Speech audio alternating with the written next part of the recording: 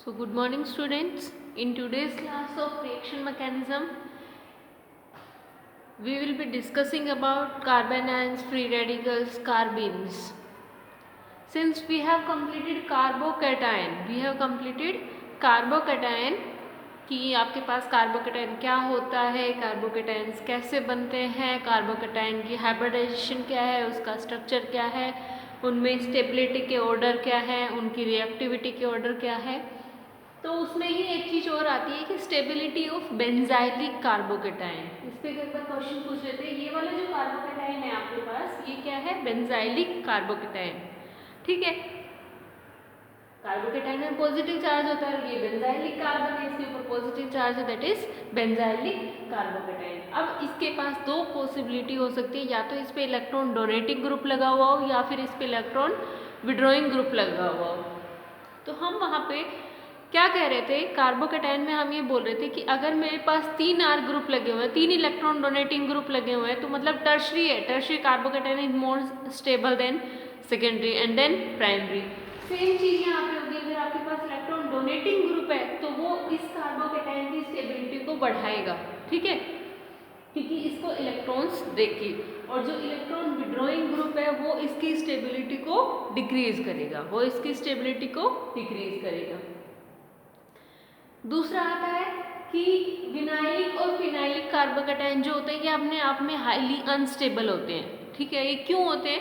क्योंकि देखो, vinylic carbon ये वाला कार्बन है, ठीक है, इसका मतलब ये क्या कह रहा है कि मेरे पास डबल बॉन्ड है, मतलब मेरे पास हाई इलेक्ट्रॉन डेंसिटी है और मेरे पास पॉजिटिव चार्ज है। इसका मतलब ये कह रहा है कि मैं इलेक्ट्रॉन डेफिशिएंट हूँ। तो दो चीजें आपस में कंट्रोवर्सी होती है, इसलिए ये क्या होता है, अपने आप में हाईली अनस्टेबल स्पीसीज है। दूसरा फिनाइल ग्रुप का मतलब ये हुआ कि फिनाइल ये वाला कार्बन कि इसके पास डबल बॉन्ड है, मतलब जब पाई बॉन्ड है तो पाई इलेक्ट्रॉन से मतलब हाई इलेक्ट्रॉन डेंसिटी है, पर मैं कह रही हूँ पॉजिटिव चार्ज भी है, तो दोनों चीजें एक साथ नहीं हो सकती, इसलिए ये क्या है, अनस्टेबल है अपने आप में। ठीक है, दूसरी चीज आपके पास आती है कि कभी भी अगर रेजोनेंस आए तो वो हमेशा, चाहे कार्बोकेटायन हो कार्बो एनायन हो, वो दोनों को बढ़ाते हैं। ठीक है, वो उनकी स्टेबिलिटी को इंक्रीज करते हैं, चाहे वो कार्बोकेटायन की हो चाहे वो कार्बो एनायन की हो।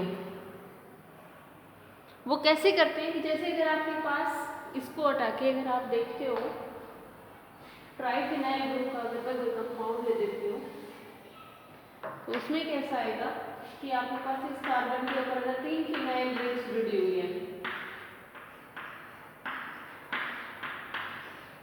ये मान लो 2 फिनाइल रिंग्स है, इसके पास सिर्फ एक फिनाइल रिंग है।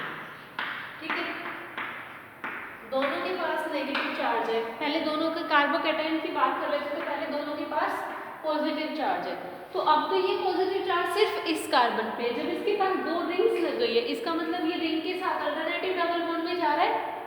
अल्टरनेटिव डबल बॉन्ड का मतलब ये वाला बॉन्ड अगर यहाँ शिफ्ट होगी तो यहाँ पॉजिटिव चार्ज आएगा, फिर यहाँ वाला अगर यहाँ शिफ्ट हो जाएगा तो यहाँ पॉजिटिव चार्ज आ जाएगा, मतलब पॉजिटिव चार्ज मेरा इस पूरी रिंग पे घूमेगा, यहाँ इस पूरी रिंग पे घूमेगा, मतलब पॉजिटिव चार्ज जो है वो इसके अंदर पूरा डिस्ट्रीब्यूट हो गया है। इस वजह से ये क्या, इसमें क्या है, सिर्फ इस रिंग में डिस्ट्रीब्यूट हुआ है। और अगर आप मिथाइल की बात कर दे तो वो इसी कार्बन के ऊपर है। ठीक है, तो इसके केस में क्या होगा कि जितना ज़्यादा डिस्ट्रीब्यूशन होगा चार्ज का, वो मॉलिक्यूल उतना ही ज़्यादा स्टेबल होगा, वो स्पीसीज उतनी ही ज़्यादा स्टेबल होगी। तो यहाँ पे जैसे डाईफिनाइल वाला है वो मोर स्टेबल होगा देन 1 फिनाइल, और अगर 3 फिनाइल ग्रुप आ जाते तो और भी ज़्यादा स्टेबल हो जाता। ठीक है, now the next one is carbanion. What are the carbanions? Carbanion जिसके पास नेगेटिव चार्ज हो, नेगेटिव चार्ज का मतलब कार्बन भाई CH4 था, 4 बॉन्ड बने थे, अगर नेगेटिव चार्ज है मतलब एक बॉन्ड ना बन के वहाँ पे क्या है, लोन पेयर। लोन पेयर ऐसे किसका काम करता है, 2 इलेक्ट्रॉन ऐसे नेगेटिव चार्ज का काम करते हैं। ठीक है, तो ये क्या हो गया, कार्बन, इसमें हाइब्रिडाइजेशन, लोन पेयर मॉलिक्यूल की स्टेबिलिटी को इंक्रीज करने के लिए उसकी हाइब्रिडाइजेशन में पार्टिसिपेट कर जाता है, इसलिए इसकी हाइब्रिडाइजेशन क्या होगी, sp3।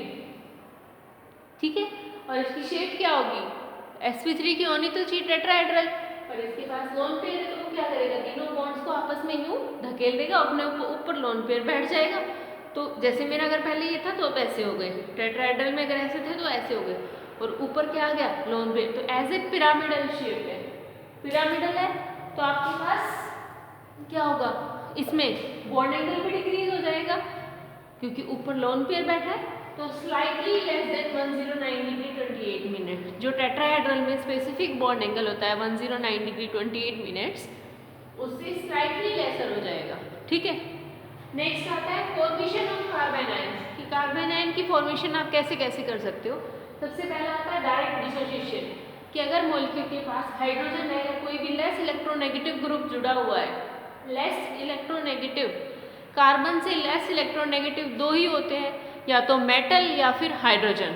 ठीक है, तो या तो हाइड्रोजन लगा हुआ हो या मेटल लगा हुआ, तो वो क्या कर देते हैं, अपने भी इलेक्ट्रॉन को देके चले जाते हैं। देखो जैसे एक सिंगल बॉन्ड है, हाइड्रोजन है या मेटल है, तो इसमें क्या इन्वॉल्व हो रहा है, एक कार्बन का इलेक्ट्रॉन इस बॉन्ड में और एक हाइड्रोजन का इलेक्ट्रॉन।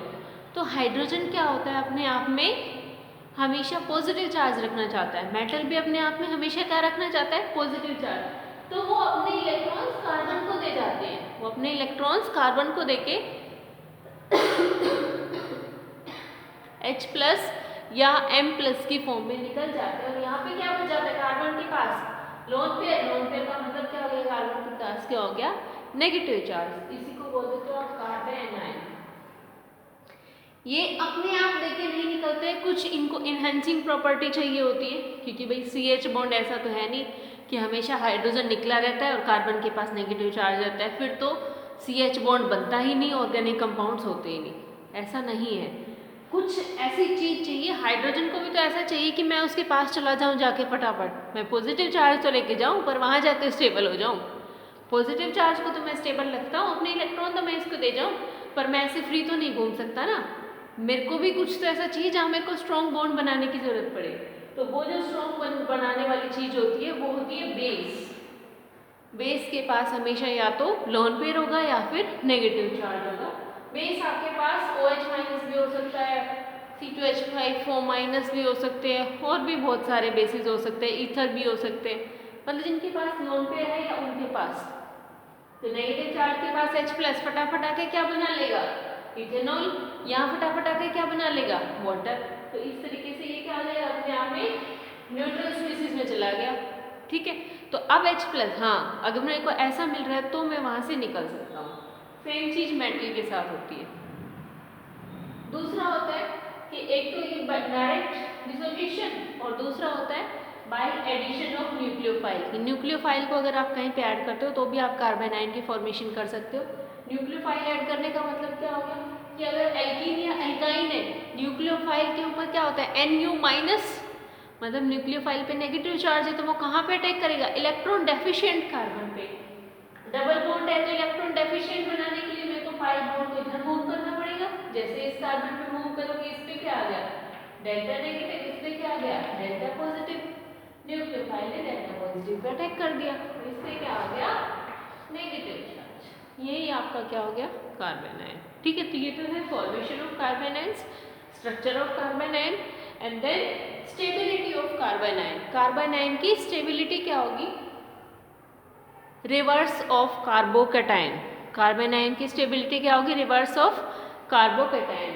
जैसे क्योंकि वहां पे क्या लग रहा था मेरे पास, मेरे को क्या चाहिए, प्लस आई इफेक्ट, जितने इलेक्ट्रॉन डोनेटिंग ग्रुप होंगे वो कार्बोकैटायन की स्टेबिलिटी को बढ़ाएंगे। जब कार्बन आयन की बात करते हो, जैसे जैसे R ग्रुप अटैच होते जाएंगे वैसे वैसे इनकी स्टेबिलिटी डिक्रीज होती जाएगी, क्योंकि प्लस आई इफेक्ट बढ़ रहा है। अगर R ग्रुप की जगह, R ग्रुप तो होता है CH3 मानते हैं हम जनरली, अगर R ग्रुप की जगह फ्लोरीन आ जाए, R ग्रुप की जगह फ्लोरीन आ जाए जो इलेक्ट्रॉन विड्रॉइंग ग्रुप है, तो मेरा ऑर्डर रिवर्स हो जाएगा, ऑर्डर रिवर्स हो जाएगा, क्योंकि फ्लोरीन तो नेगेटिव चार्ज को अब खींचेगा तो और ज़्यादा स्टेबलाइज कर देगा। तो CF3 negative is more stable, but CHR3 या CR3 negative is less stable. Tertiary carbon ion less stable होता है, बट जब F ग्रुप लग जाएगा, फ्लोरीन R की जगह फ्लोरीन लग जाए तो ये मोर स्टेबल हो जाता है।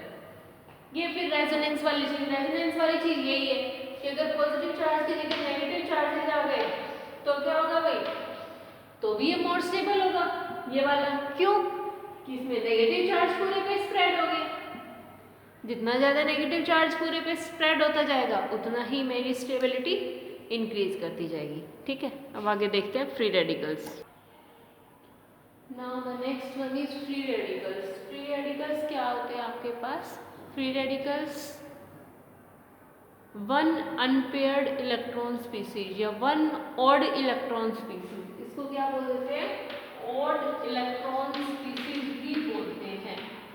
ऑड इलेक्ट्रॉन स्पीसीज जिसके पास क्या है, एक अनपेयर्ड इलेक्ट्रॉन है, ऑड नंबर ऑफ इलेक्ट्रॉन्स है। तो इसके पास आपके पास स्ट्रक्चर भी बात करोगे तो क्या होगा, CH3 उसके ऊपर एक अनपेयर्ड इलेक्ट्रॉन, मतलब CH4 में 4 p ऑर्बिटल्स इन्वॉल्व हो रहे थे तो एक p ऑर्बिटल तो आपके पास फ्री है और 3 के बॉन्ड बने हुए हैं। जो फ्री है उसके अंदर क्या आया हुआ है, एक इलेक्ट्रॉन आया हुआ है। तो जब 3 बॉन्ड होते हैं तो आपके पास हाइब्रिडाइजेशन क्या होनी चाहिए, sp2।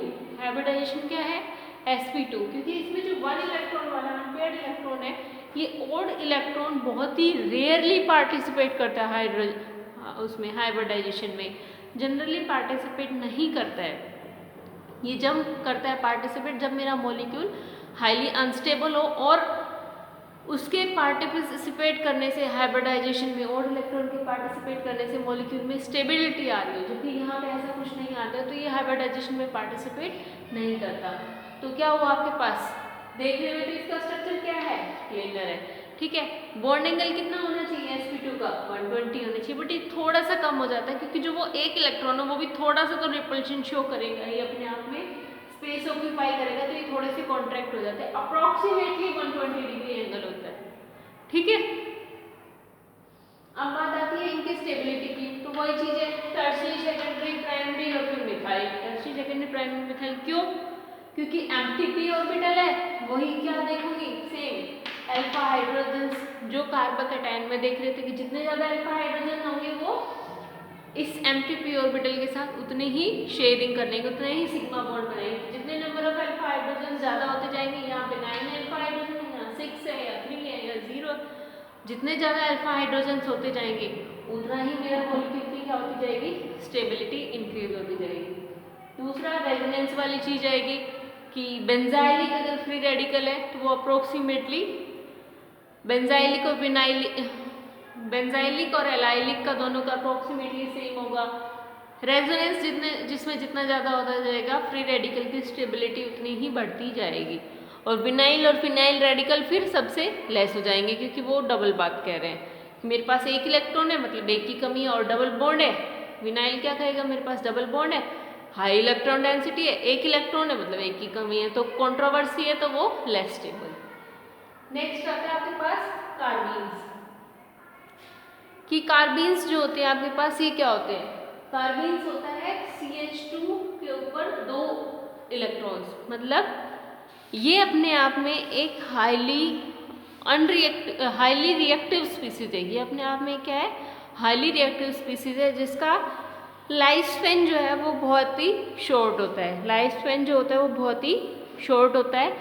ये डाईवेलेंट है, भाई 2 तो बॉन्ड बने हुए इसका मतलब ये डाईवेलेंट है, और उसके साथ साथ क्या है, अनपेयर्ड इलेक्ट्रॉन्स है, 2 अनपेयर्ड इलेक्ट्रॉन्स लगे हुए हैं इस पे। कार्बन 2 टाइप्स के होते हैं, सिंगलेट कार्बिन और ट्रिपलेट कार्बिन।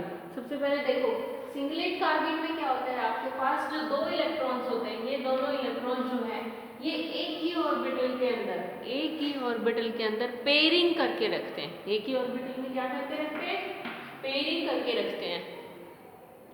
जो इनको सिंगलेट और ट्रिपलेट जो नाम दिया वो इनकी टोटल स्पिन काउंट निकाली जिसका फॉर्मूला होता है 2s+1।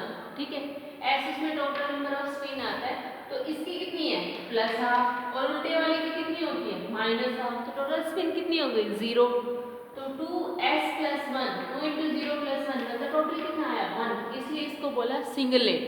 ठीक है, और दूसरी स्पीशीज आती है ट्रिपलेट। ट्रिपलेट में क्या होता है कि 2 इलेक्ट्रॉन्स दोनों अलग अलग ऑर्बिटल्स में एग्जिस्ट करेंगे, पेयरिंग नहीं करेंगे, दोनों अलग अलग इलेक्ट्रॉन्स में जाएंगे, मतलब +12 इसका +12 इसका, टोटल कितना हो गया 1, 2 × 1 + 1 टोटल कितना होता है 3, इसलिए इसको बोल देते हैं ट्रिपलेट।